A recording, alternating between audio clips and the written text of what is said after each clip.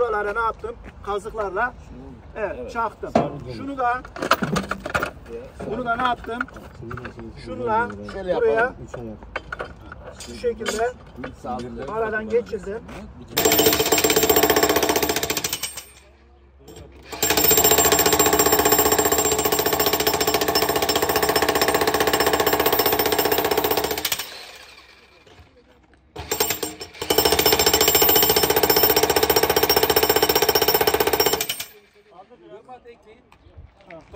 Üstten aşağı doğru.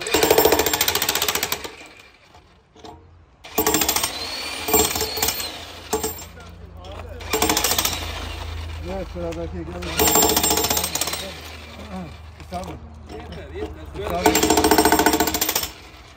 senin öncelikle sağlam olman gerekiyor değil mi? Onun için kendi güvenliğinizi alacaksın her zaman için. Yeri nasıl çıkar? Çıkartırız. Çıkar bakayım.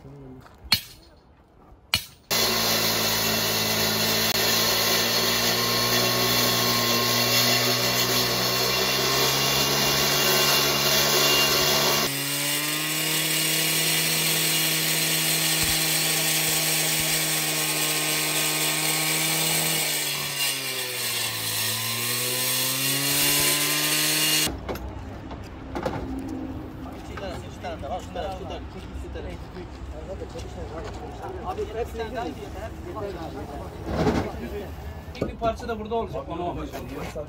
Evet. Tamam. Bir de ne yapacağız? Altta da bir tane un olacak. Tamam, şurada 114 de dikkat edin. destek ver. Evet. Sen gel hocam. Gel.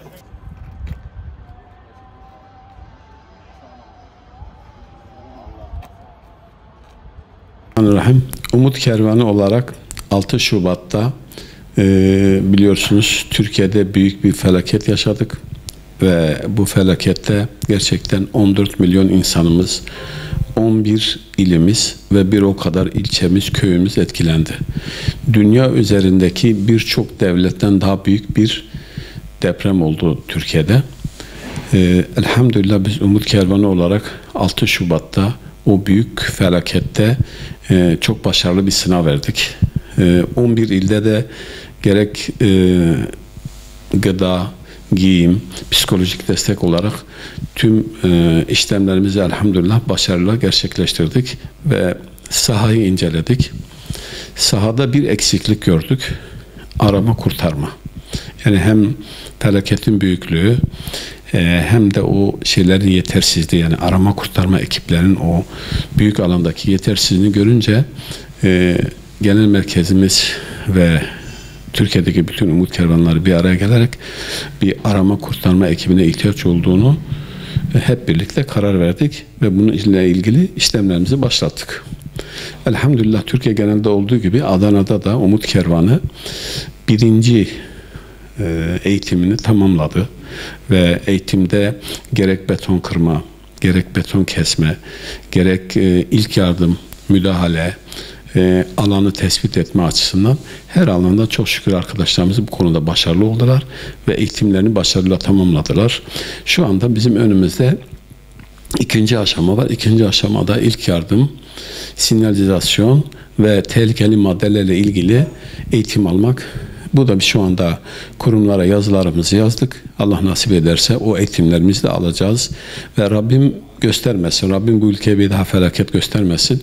Eğer hasbelkader bir şey olursa biz arama kurtarma ekibimiz önümüzdeki kısa bir süre içerisinde hazır olacak inşallah. Bu ekibin içinde aynı zamanda çoğu yerde olmayan bir şeyimiz de var. Yani sualtı eğitimli arkadaşlarımız var. Bu su altında da inşallah böyle bir durum oluşursa bizim buna da müdahale etmek gibi Allah'ın izniyle Umut Kervanı gücü var. İnşallah ben inanıyorum ki Umut Kervanı bir şey el atarsa onu başarıyla gerçekleştirecektir. Bu konuda da inşallah inanıyorum ki yüz akıyla çıkacak ve görevini başarıyla tamamlayacaktır.